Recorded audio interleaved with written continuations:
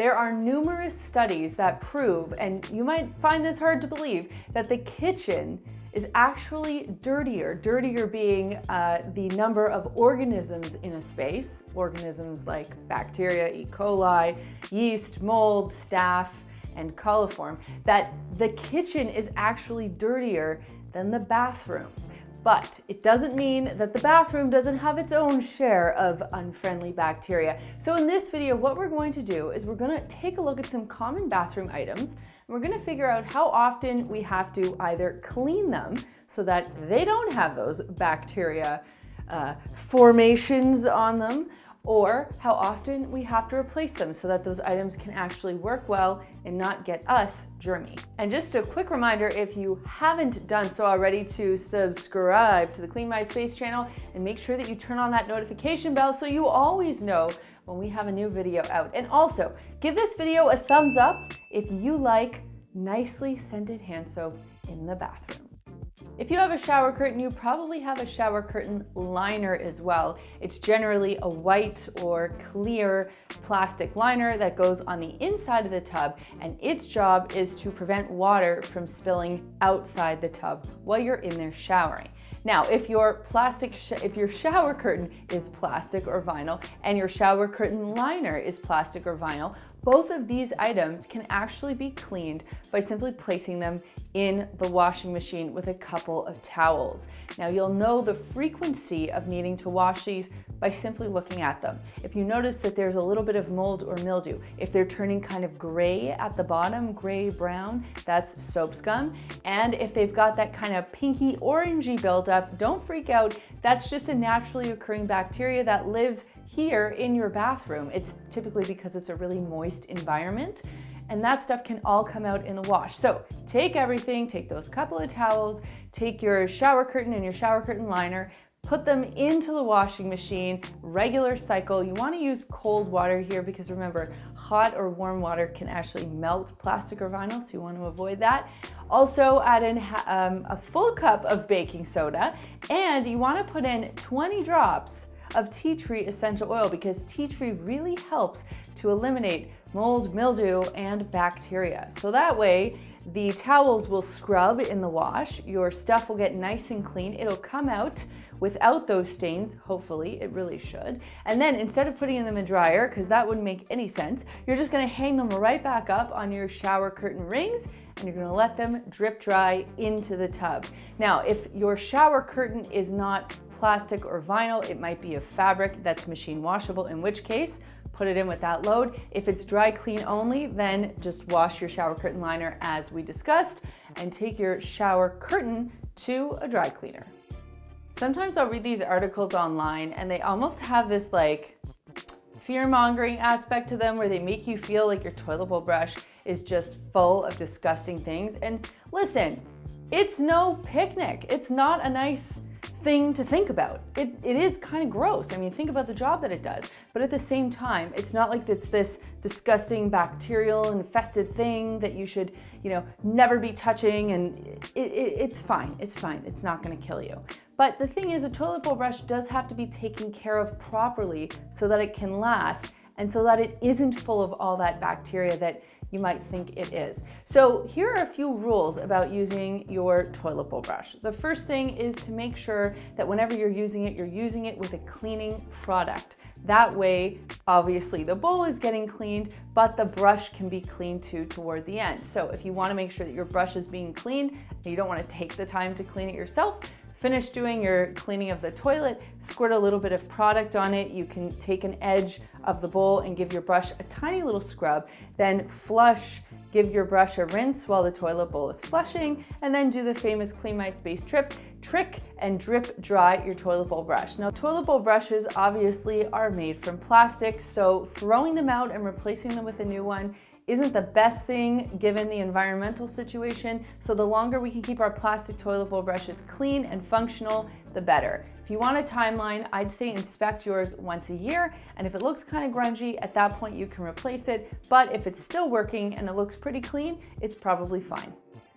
There are 3 different types of towels that you'll find in a bathroom. There's your washcloth, your hand towel, and your body towel.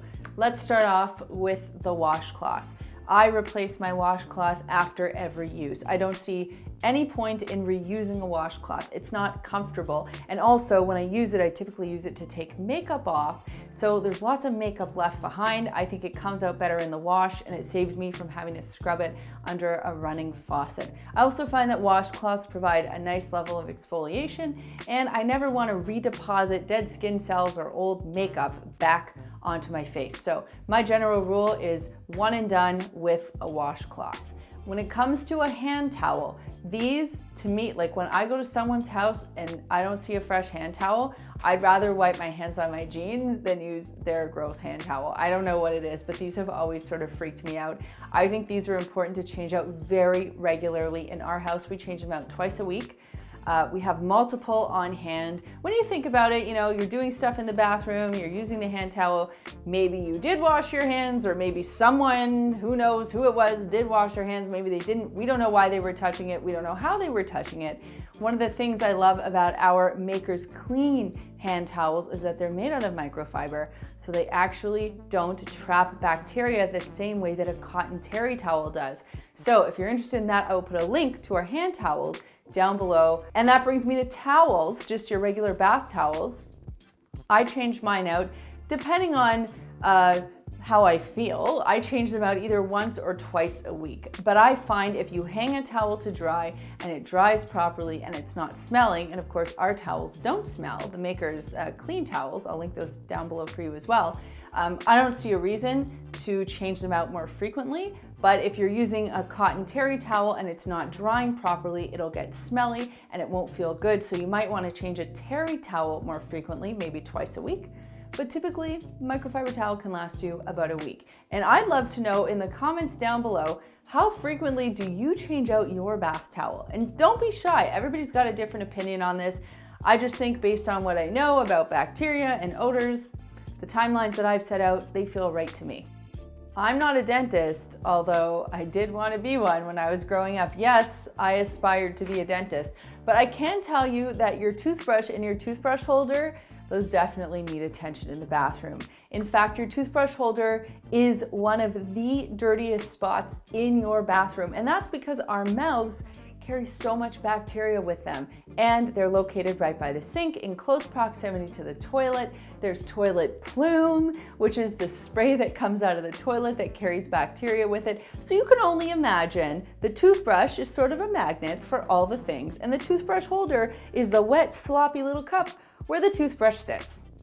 All right? That's a pretty gross place in the bathroom if you ask me. Now your toothbrush itself, it can be fairly easily cleaned.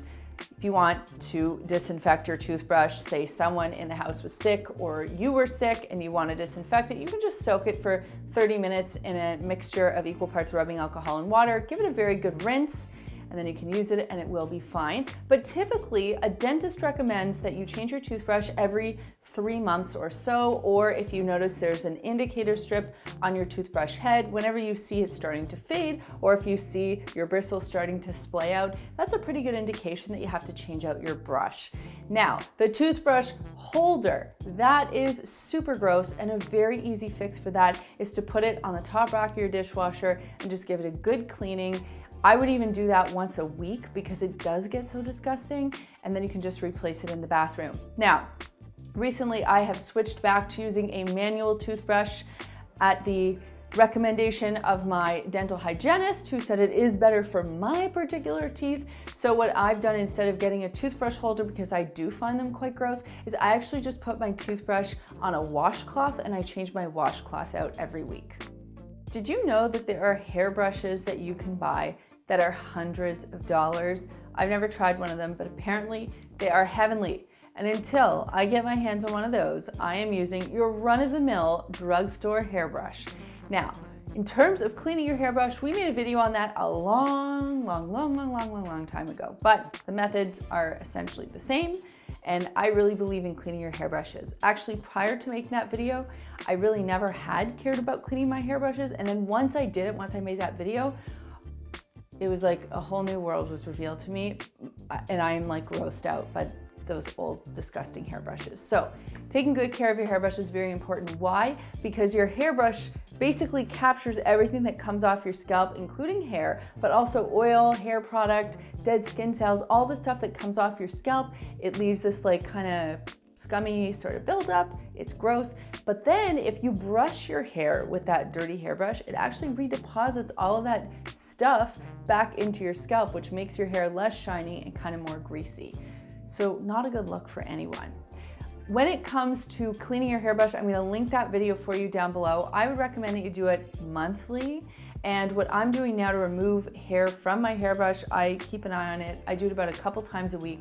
I just take the end of a rat tail comb and I pick out the hair. And it takes seconds and it just keeps the hairbrush nice and clean. And now that you know how to clean and when to replace all the things in your bathroom, that brings me to this week's comment question, which is, what do you think is the nastiest, grossest thing in your bathroom? For me, it's a toss-up between the hand towel and the toothbrush holder, but let me know in the comments down below what gives you the heebie-jeebies in the bathroom. If you want to see what we're up to during the rest of the week, you can follow along on Instagram. I'm at Melissa Maker. Chad is at the Chad Reynolds. The two of us are at Clean My Space. If you like the Clean My Space channel, you like what we're doing, and you want to support us, please do so by checking out a couple of other videos. Here are some of them I think you're going to love. If you want to learn more about Maker's Clean microfiber cloths or towels, you can click this button right over here. And there's a button down there that lets me know you care. So click it if you liked this video, and click this button right here to subscribe and begin your journey to a cleaner life. Thanks so much for watching, and we'll see you next time.